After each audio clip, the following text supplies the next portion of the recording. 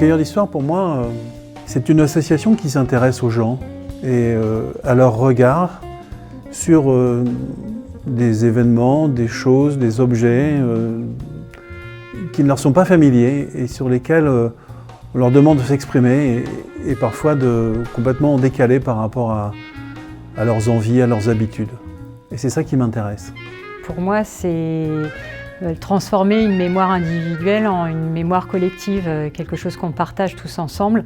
Et ça, je trouve ça énorme puisqu'on part d'un individu qui a une histoire qu'on ne connaît pas et en fait qui est vraiment partagée avec beaucoup de personnes en même temps et je trouve ça très généreux. C'est la générosité qui me plaît bien dans les Cueilleurs d'Histoire.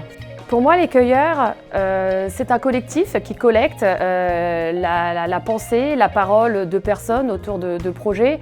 Ce que j'aime, c'est la façon dont c'est retranscrit, dont c'est mis en avant à travers des expositions, des recueils, des ouvrages.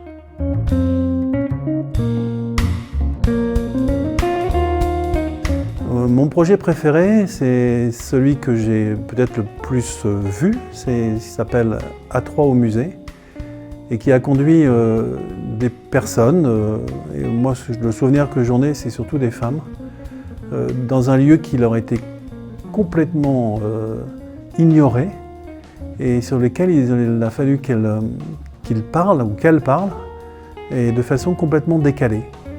Et parfois dans des situations un peu instables pour elles et qui, à mon avis, leur a donné une immense satisfaction, ça se voyait dans leur regard.